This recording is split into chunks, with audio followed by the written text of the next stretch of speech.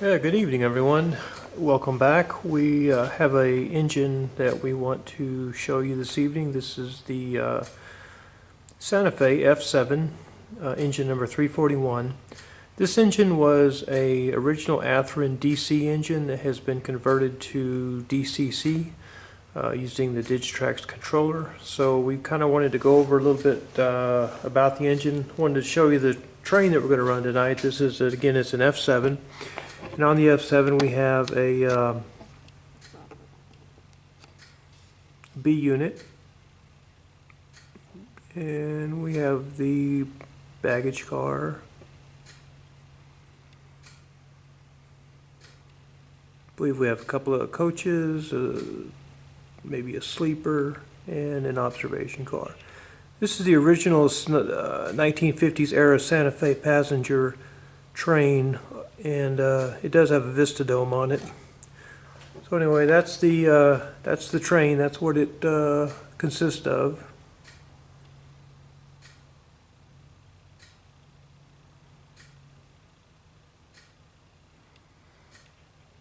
And again, there's the B unit and the F7 engine. So what we'll do next, we'll go over to the DT402, get it programmed up. Also on the same track, we'll be running an Amtrak 1970s era Superliner, also on the same track, on the same controller. So we'll go get that set up and we'll get started. Alright folks, we're back. We're going to start with the Digitrax DT402 controller. This is the 402D, which is a duplex, which has radio and also works off of a cable. So what we'll do first with our controller is, remember, we always store these with the battery removed. So what we'll do is we'll locate our 9-volt battery. This is a rechargeable. So what we want to make sure is that the small circle goes to the plus.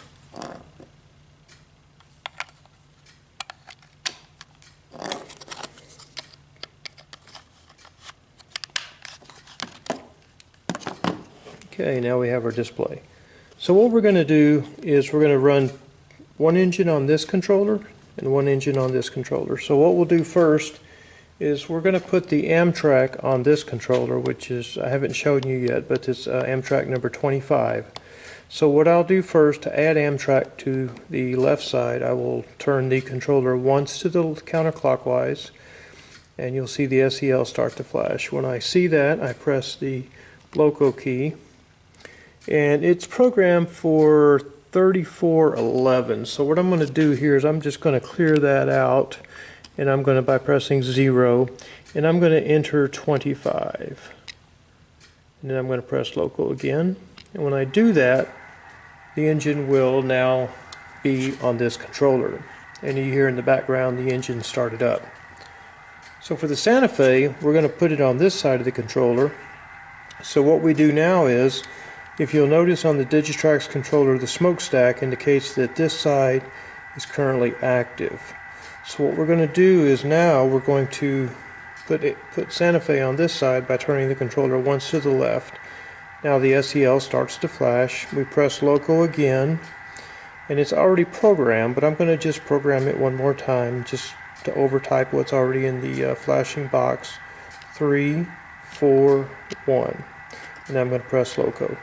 Now what that's going to do now is that now has the Santa Fe engine on the right controller and the Amtrak engine on the left controller.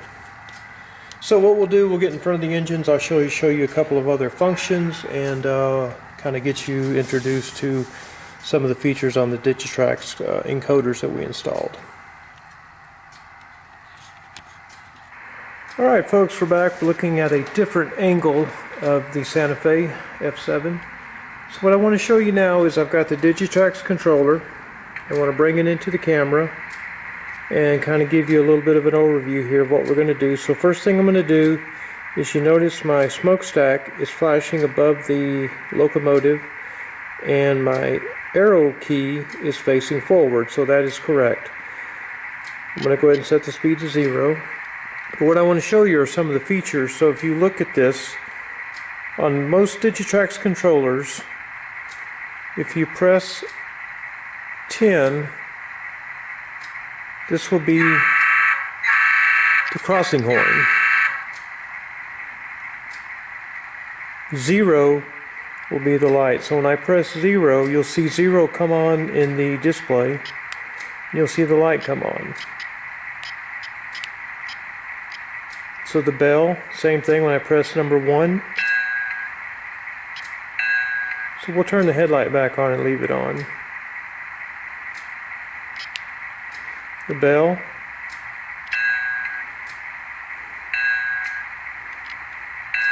This is just the normal horn.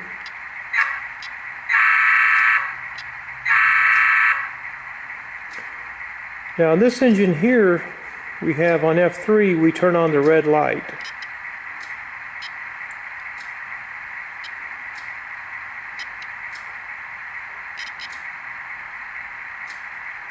And also on this engine, number 4, we have ditch lights.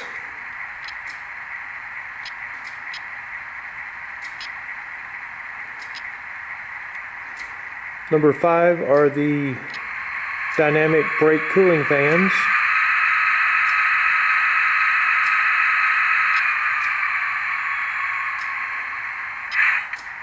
Number 10 is what's called the crossing signal. So when I press 10, you'll hear 2 long blasts of the horn, a short blast and a long blast. This is the indication it's coming up to a crossing.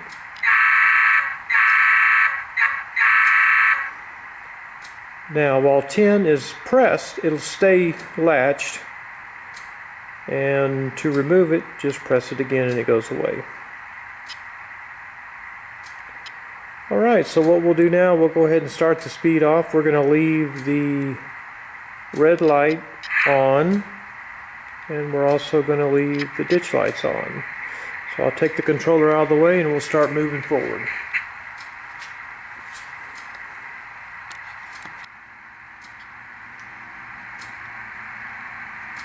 Okay, we're back.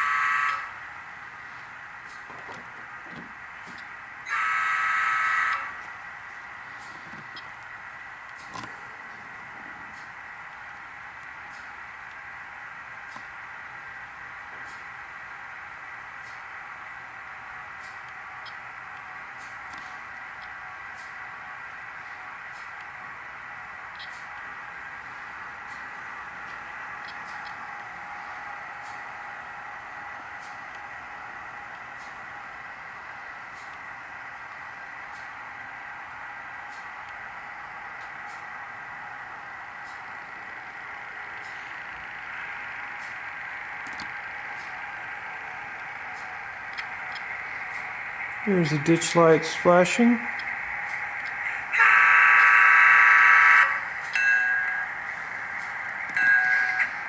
And earlier, Dad said Dad did some work on some scenery coming up.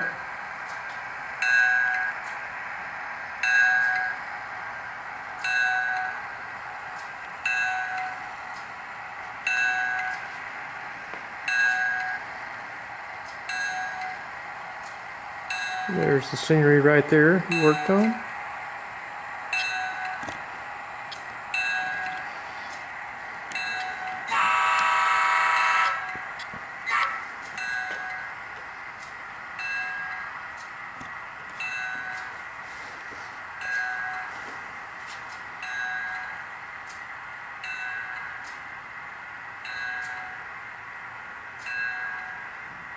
There's where he started, and there's the old scenery, and this is what he worked on today.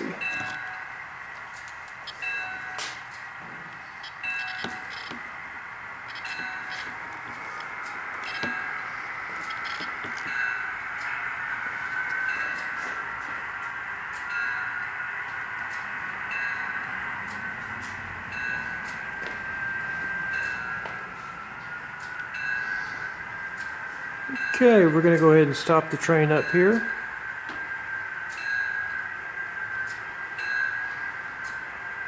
Okay, well that's just a quick video. A couple of things before we're done. Wanted to kind of just give everybody a little bit of an overview of what the train room looks like. Again, this is panning down.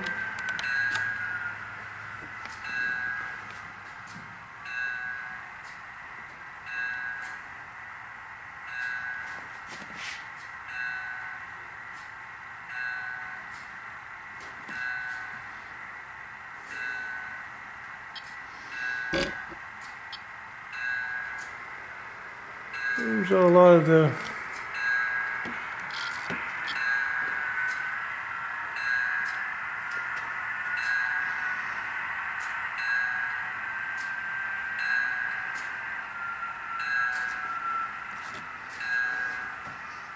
So one thing I'll show you that we worked on this week was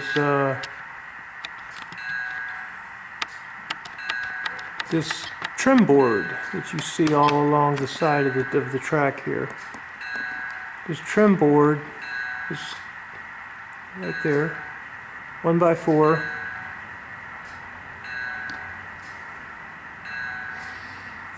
And it just goes all the way around the perimeter of the track.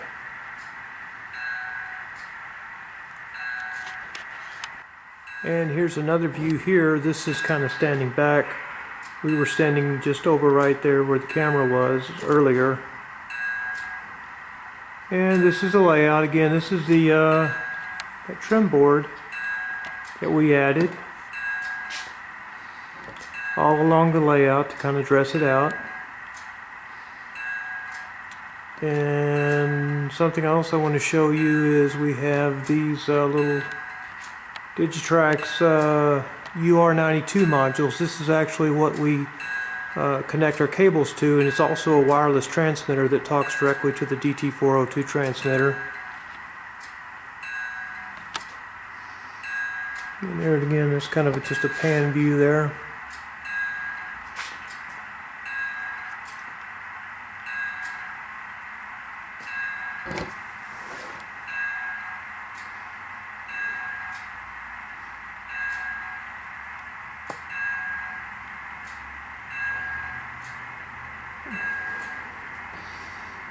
And that's pretty much the layout. So anyway, I hope you enjoyed it, and we'll be putting some more videos up, and thank you again.